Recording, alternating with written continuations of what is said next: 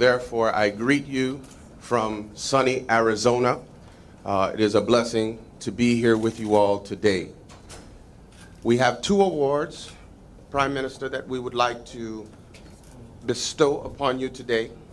And these awards are not something that are taken lightly. I represent I Change Nations, an organization that is connected to the UN and connected to over 120 countries.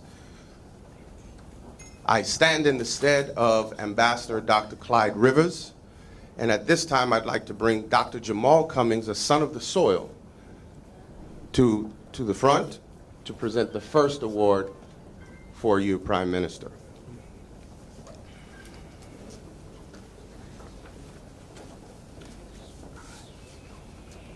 On behalf of as an ambassador for world civility and I Change Nations, we would like to present Prime Minister Leona Marley Romeo with this award for Woman of the Year of the Caribbean.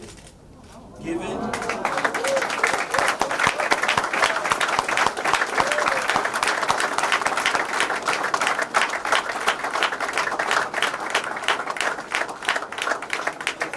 for your outstanding work to support and rebuild your nation. You have exemplified outstanding care and leadership for humanity. Thank you very much.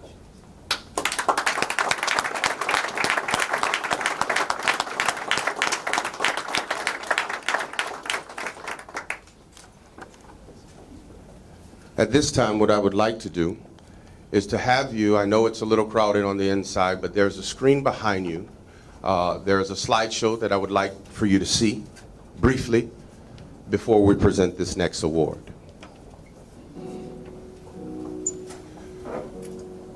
As you watch the screen, I will give you a few pointers as to what's going on. Dr. Clyde Rivers, again, is the ambassador to I Change Nations, over 120 countries and connected to the UN. He has established, are we still playing?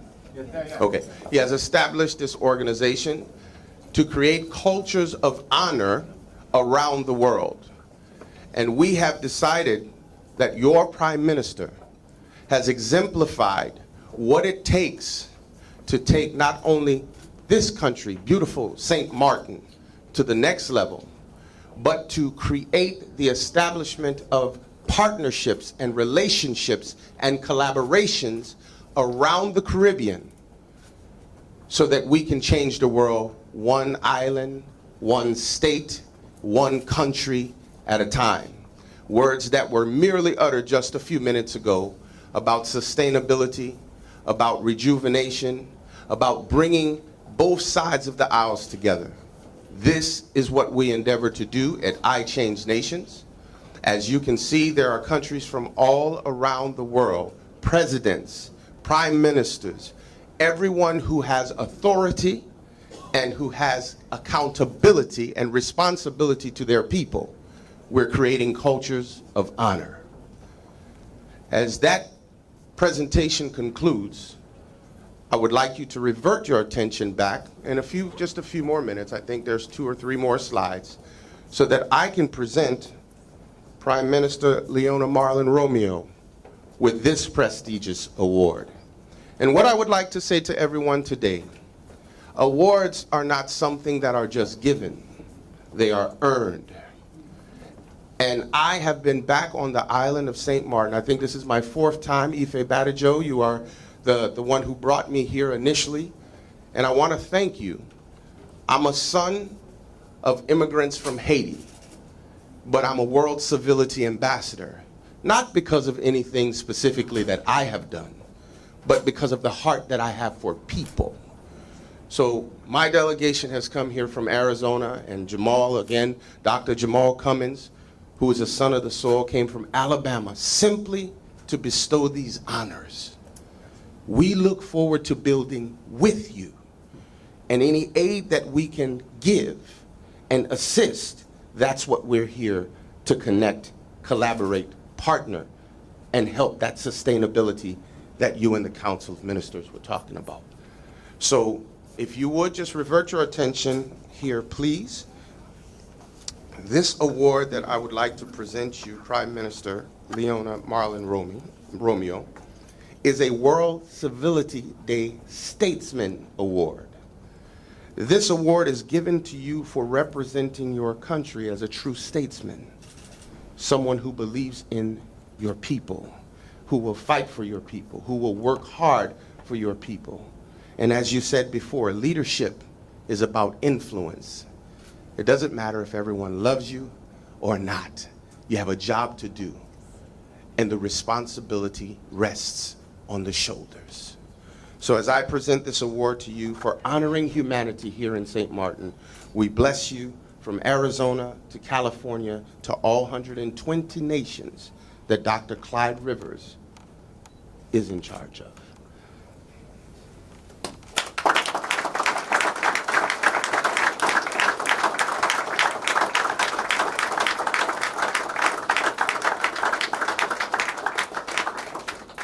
World Civility.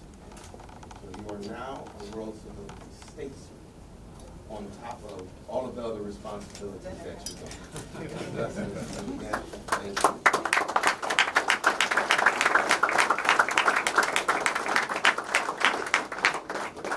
I'm usually not lost for words, but I'm actually lost for words right now. But I cannot say thank you to the representatives from this organization. I know Dr. Cummins have gotten in contact with me, and I was trying to figure out, well, what is this about? And, you know, I did my little research, and it is an honor. And on behalf of the people of St. Martin, I want to thank you all. Thank you for the recognition, and we will work with whomever offer their services in rebuilding back St. Martin and ensuring that St. Martin remains sustainable.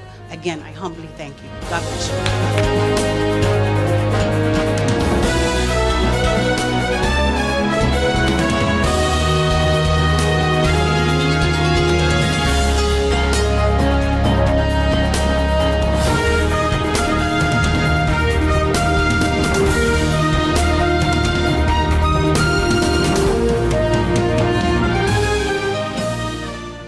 GEBE has been faithfully serving the communities of St. Martin, powering your home and our economy.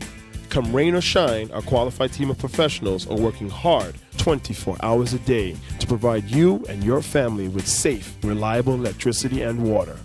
We use the latest technologies and test our products daily to maintain the highest international standards. Our friendly staff is always there to assist you, whether in person, over the phone, or online.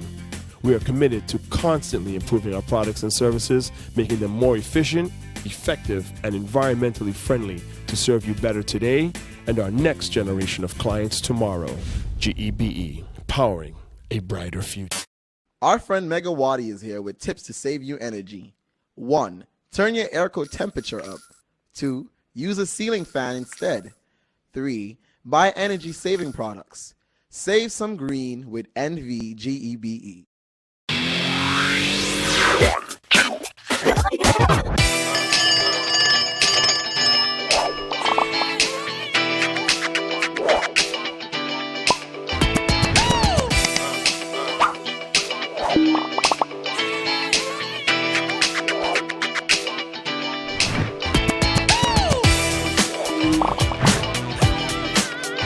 Tell them, connecting you.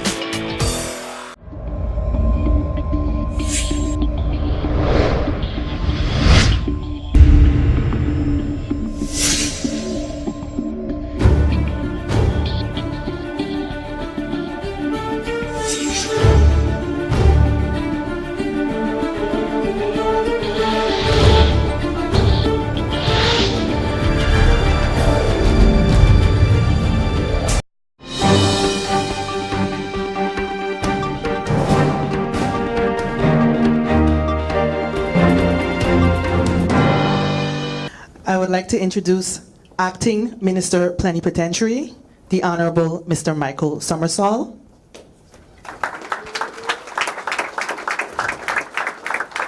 Minister of Public Housing, Spatial Planning, Environment and Infrastructure, the Honorable Miklos Gitterson.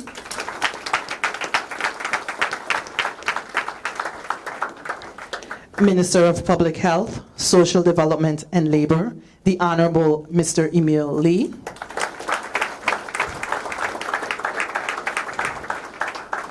Minister of Finance, the Honorable Perry Halings.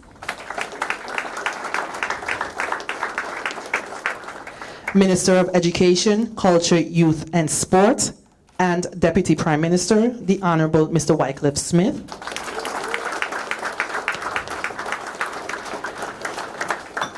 Minister of Justice, the Honorable Van Hugh Cornelius de Weaver.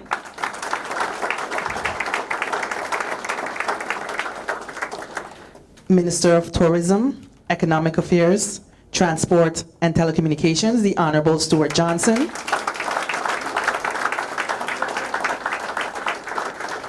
Minister Plenipotentiary, the Honorable Yudin Waiter.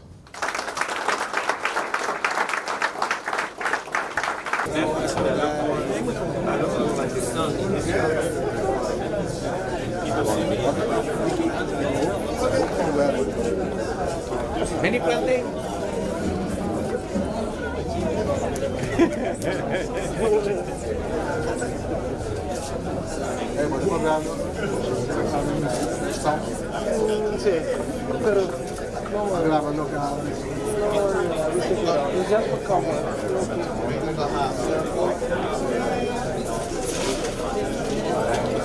Just coffee.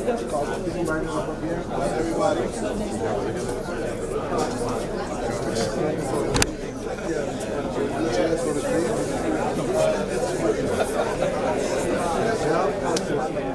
Not leave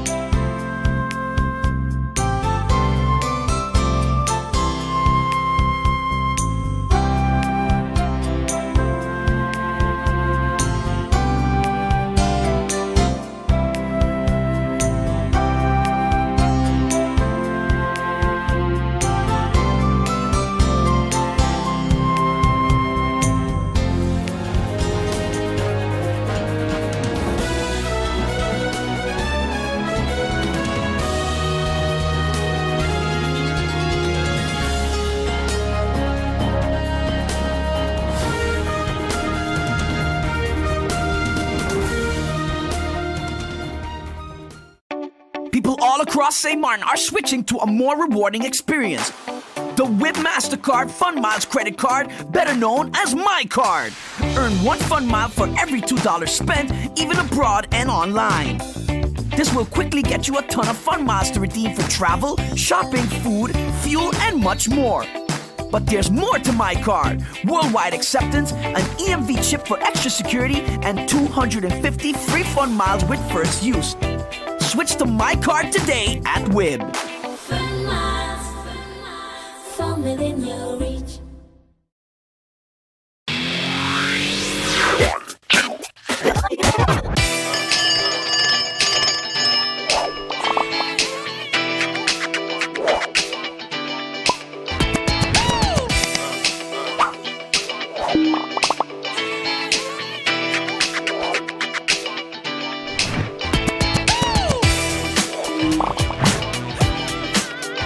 Tell them, connecting you.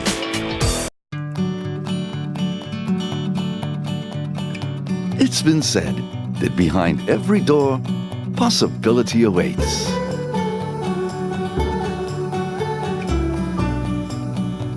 How much possibility depends on which door you open first.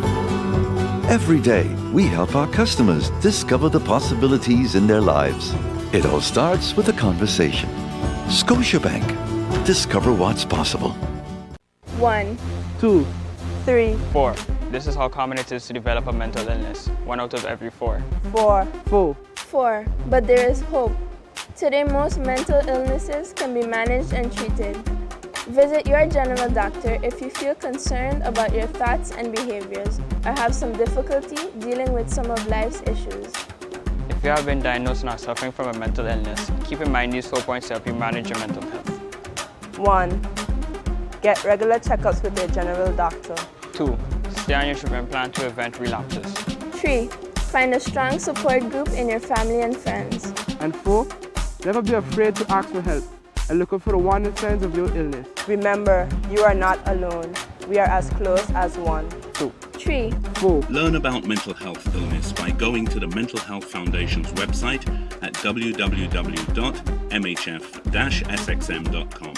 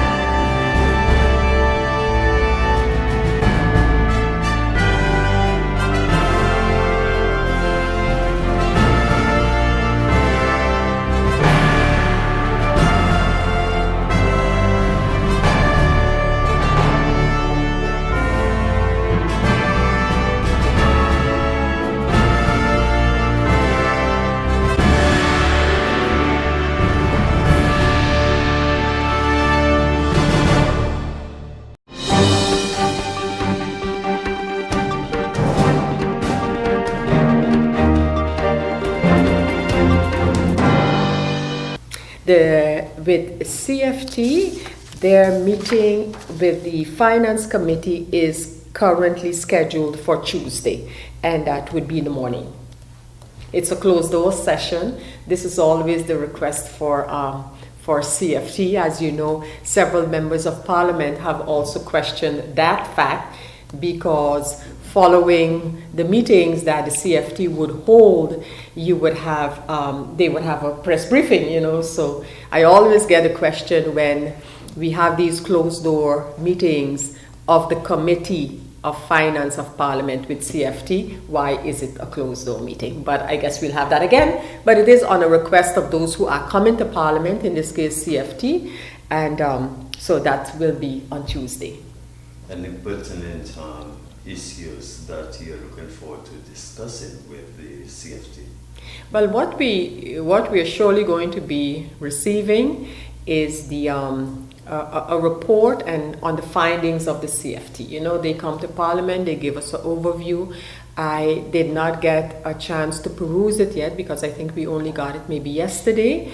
But I see, for example, where the CFT has responded to the first implementation report of the government, the first quarter's implementation report. And in there, I guess we will find back, the findings of the CFT with respect to that report. And I guess this would be also part of the discussion with the CFT, amongst other things like the budget and the furtherance of the budget of the government. Interestingly, you said that the Minister of TIAT will be in Parliament on Tuesday to provide some information, especially regarding his portfolio and things of importance to Parliament. Yes. What we do know, though, is the fact that exactly where you're going. Yes. TIAT will be taking the oath of office as of Monday. That's right. Why Minister De Wever, not the incoming minister? Well, actually we didn't really we didn't pinpoint the name of the minister. We just the Minister of TIAT, and it could be a situation where the minister would have the acting minister come in, just like we saw the acting minister of Romy responding to the questions on the dump, because while the ministers might change, the ministry has the information, to answer the questions and give an update to Parliament. But in the back of our mind, we have, of course, the installation of the ministers/new ministers on Monday, and that could possibly have an effect on some of the meetings that are scheduled, because if